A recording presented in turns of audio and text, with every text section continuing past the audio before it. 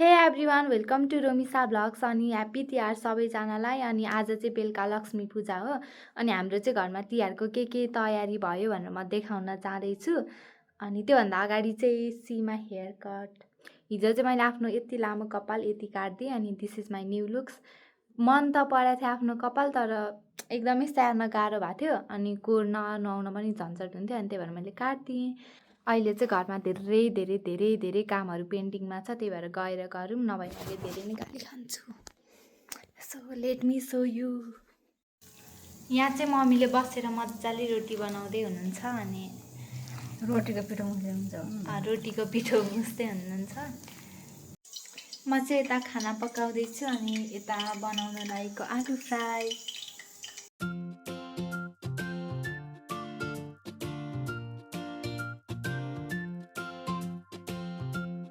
So अहिले चाहिँ हामी खानाहरू खाएर रङ बनाउन बसेको रङ्गोलीको लागि। अनि मैले चाहिँ टिकटकमा ह्याक देखेको थिएँ कि यो रङहरू त एकदमै चिप्लो हुन्छ नि त प्याकेटको, अनि त्यही भएर हामीले चाहिँ चामलको पिठो नभए नुन लिएर यो मिक्स गऱ्यो भने चाहिँ राम्रो बन्छ भनेर मैले मिक्स गरेको। अनि मैले एउटा पिङ्क कलर चाहिँ मिक्स गरिसकेँ, अरू पनि मिक्स गर्छु अब। हाई हाई भनिदेऊ न,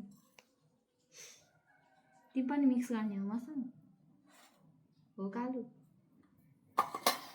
अब हामी कुन कलर मिक्स गर्ने भने ग्रिन येल्लो कुन आलु।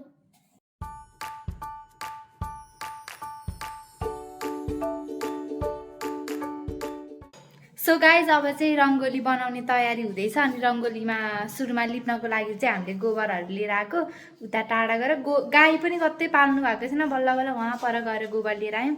अनि अब चाहिँ हामी रेडी गर्दैछौँ रङ्गोली बनाउनको लागि। So let's see. म चाहिँ नुहाएर पनि आइसकेँ।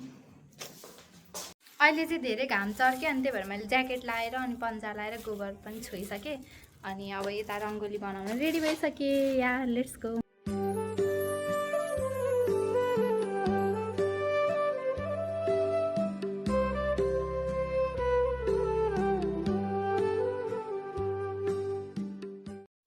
सो यो बोतलमा दुलो पारेर मैले यहाँ राखेर मयूर बनाउन खोजेको, त्यो चाहिँ बनेन।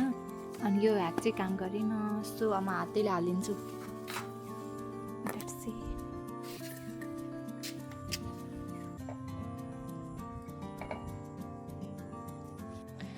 म आफै बिलिभ गर्न सकिरहेको छुइनँ, बल्ल बल्ल यति चाहिँ बन्यो। अनि अब हामी मयूरको जिउ हल्का बनिसकेको छ, यतापट्टि निकालेर टाउको पनि बनाउँछौँ।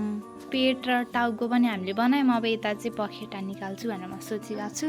सो फाइनल्ली मैले यसको टाउको पनि बनाएँ अनि यति भएर रेडी भयो। एकदमै ढाड पनि देखिसक्यो। अनि यहाँ चाहिँ अडियन्सहरू छन्।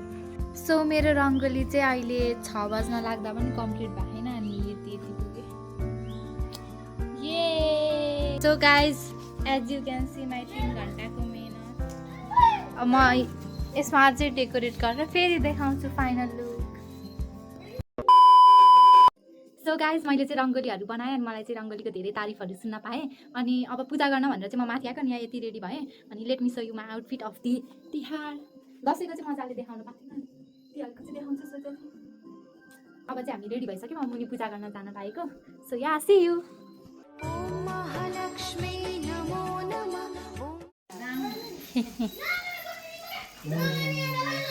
दामी लाग्यो। सो हामीले मुनि पूजा गरिसकेर अहिले चाहिँ हामी माथि मन्दिरमा पूजा गर्दैछौँ। झन्डै लडेको।